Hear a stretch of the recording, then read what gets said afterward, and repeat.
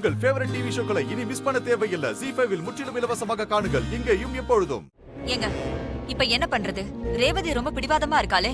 இருக்கத்தானே செய்வா. நீங்களே இப்படி சொன்னா எப்படிங்க? எனக்கு தலையே சுத்துது.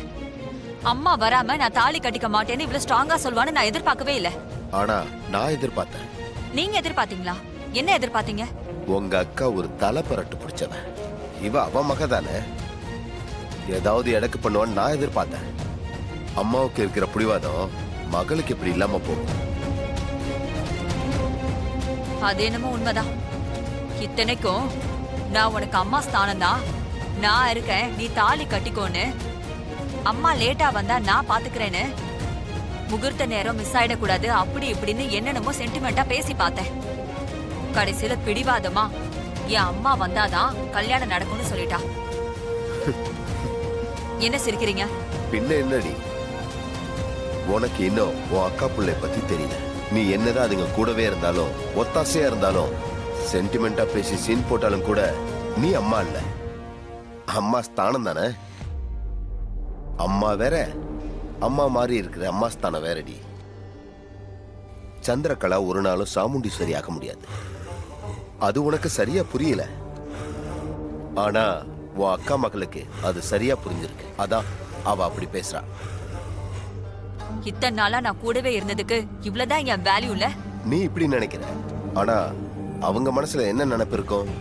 நீ லாபம் இல்லாமலா கூட இருக்க, எந்த வேலையும் இல்லாம கூடவே இருக்கிறத மட்டுமே செஞ்சு நீ எல்லாத்தையும் அனுபவிக்கிறன்னு தானே பார்ப்பாங்க. அதெல்லாம் அவங்க அடி மனசுல இருக்கத்தானே செய்யும்.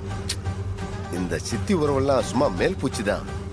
அடி மனசுல எல்லார் புத்தியும் அப்படிதான் இருக்கும். இப்போ நீ மட்டும் என்ன அவங்க மேல பாசம் வச்சுக்கிட்டா இருக்க? என்னாச்சு உங்களுக்கு? திடீர்னு யோக்கிய மாதிரி நியாயம் அநியாயம் பேசிட்டு இருக்கீங்க. என்ன பண்றது, என்ன பிளான் பண்ணாலும் சொதப்புதே. ஒருவேளை கடவுள்னு ஒருத்தர் இருந்து நியாய அநியாயம் பார்த்து நம்மள தோக்கடிக்கிறானோன்னு ஒரு விரக்தி தான். அந்த அப்செட் மூட்ல தான் பேசுறேன். சரி விடு. சரிங்க, அடுத்து ஆக வேண்டியதை பாப்போம். அடுத்து என்ன செய்யறது?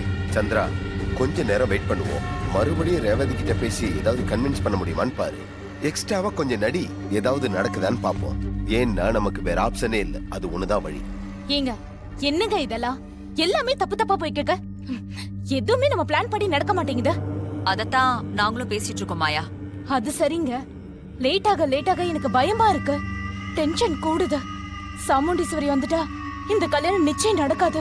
மாயா, எதை பத்தியும் கவலைப்படாத, அவன் நிச்சயம் வரமாட்டான். அப்படியா சொல்றீங்க? ஷூரா? ஆமா, நம்ம பசங்க தான் அடைச்சு வச்சிருக்காங்க. அவங்க கஸ்டடியில இருக்கிற வரைக்கும் யாரும் எதுவும் பண்ண முடியாது. இருந்தாலும் எனக்கு பக்க பக்கன்னு இருக்கு.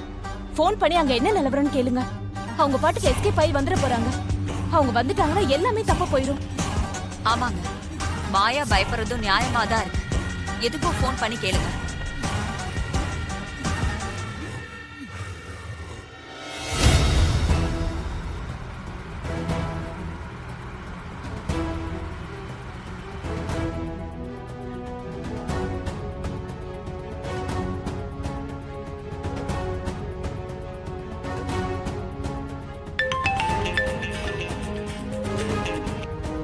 ஹலோ, என்னடா, எல்லாம் ஓகே தானே? ஓகே தானே? அந்த பொம்பளை பத்திரமா வச்சிருக்கீங்கல்ல? என்னண்ணே நீங்க, நாங்க தொழில எவ்வளவு சுத்தமான ஆள்னு உங்களுக்கு தெரியாதா? நம்ம குடவுன்ல தானே வச்சிருக்கோம். நம்மள மீறி காத்து கூட வெளியில போகாதுண்ணே. டேய், அவ சாதாரண பொம்பளை இல்லடா, ரொம்ப பெரிய கேடி. ஒரு சின்ன சான்ஸ் கிடைச்சா கூட எஸ்கேப் ஆயிடுவா. அவ எஸ்கேப் ஆயிட்டா என் பிளான் எல்லாமே சொதப்பிடும், புரியுதா? அண்ணே நீங்க கவலையே படாதீங்கண்ணே.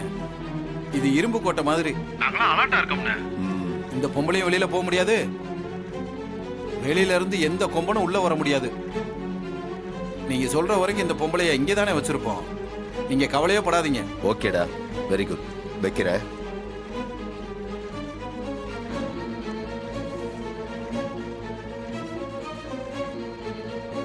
ஒன்னும் பிரச்சனை இல்லை. சாமுண்டீஸ்வரியை ரொம்ப சேஃபா அடைச்சு வச்சிருக்காங்க. அவளால தப்பிச்சு வரவே முடியாது. இப்பதாங்க எனக்கு கொஞ்சம் ரிலாக்ஸா இருக்கு. அடுத்து என்ன பண்றது? நீங்க 2 பேரும் போய் மறுபடியும் ரேவதி கிட்ட பேசுங்க. சாமுண்டீஸ்வரி வர்றதுக்கு லேட் ஆயிட்டே இருக்கு, வேற வழி இல்ல, கல்யாணத்தை நடத்தி ஆகணும்னு சொல்லுங்க. ஏங்க ஒத்துக்க மாட்டாங்க. சந்திரா, நான் ஏற்கனவே சொன்ன மாதிரி அவ ஈஸியா ஒத்துக்க மாட்டான். இருந்தாலும் நமக்கு வேற வழி இல்ல. நான் சொல்றபடி கேளுங்க. என்ன செய்யணும்? அவகிட்ட இன்னும் டிராமா பண்ணுங்க. இந்த கல்யாணம் நடந்தே ஆகணும்ன்ற பிரஷரை அவளுக்கு கொடுக்கற மாதிரி பேசுங்க.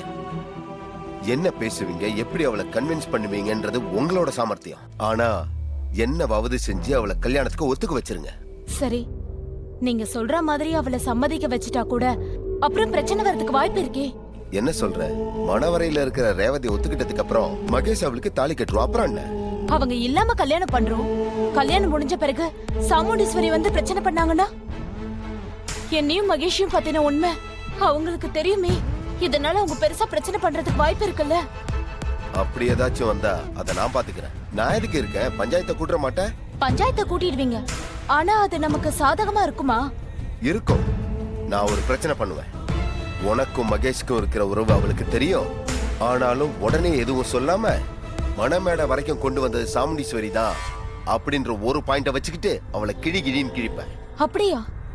ஆமா. ஒரு நல்ல அம்மா என்ன செய்வா? இப்படி ஒரு விஷயம் காதுக்கு வந்த உடனே கல்யாணத்தை நிறுத்திட்டு தானே மறுவேளை பாப்பா. ஆனா இவன் ஏன் எதுவுமே சொல்லாம அமைதியா இருந்தா?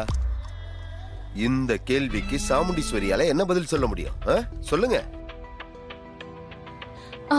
கரெக்ட் தான். அது மட்டும் இல்ல மாயா, நீ ரேவதி கிட்ட இந்த விஷயத்தை பத்தி ஏற்கனவே சொல்லி வச்சிருக்க. சோ உனக்கும் மகேஷ்க்கும் தப்பான உறவு இருக்குன்னு சாமுண்டீஸ்வரி சொன்னாலும் அத ரேவதி நம்ப மாட்டா இல்லையா? அது நமக்கு ரொம்ப சாதகமான விஷயம். ரேவதி உன் பக்கம் நின்னு பேசும்போது உனக்கு எந்த பிரச்சனையும் வராது. கரெக்ட்.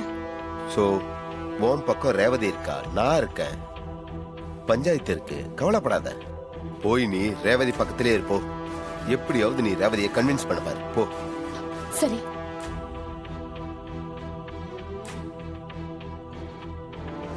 எல்லாம் சரியா வருமாங்க? சந்திரா, சரியா வரணும். தோபார், நம்ம திட்டத்துல நம்ம குறியா இருக்கணும். சொல்லுங்க. தோபார், மகேஷ் ரேவதி கழுத்துல தாலி கட்டின பிறகு உன் அக்கா இங்க வரணும். மகேஷ் மாயாவுக்கு இடையே தப்பான உறவு இருக்கிறது உண்மைதான்னு அப்படிங்கிற விஷயம் ரேவதிக்கு தெரியணும். ரேவதி கிட்டதான் மாயா ஒரு பிட்ட போட்டிருக்காளே. ஆமா, அத உடைக்கணும். மாயாவும் மகேஷும் கழிசடைங்க. அவங்க 2 பேருக்கும் தப்பான உறவு இருக்குன்னு ரேவதிக்கு தெரியணும். அவ கதறி அழணும். வாழ்க்கை இப்படி மோசமா போச்சுன்னு அவளும் துடிக்கணும், உன் அக்காவும் துடிக்கணும்.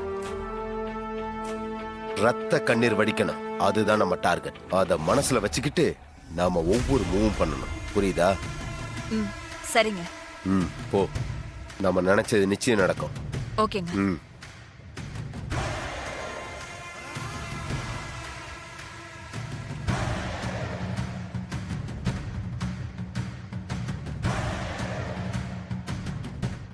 ஜீ5 ஆப்பை டவுன்லோட் செய்து அனைத்து எபிசோடுகளையும் இலவசமாக பாருங்க.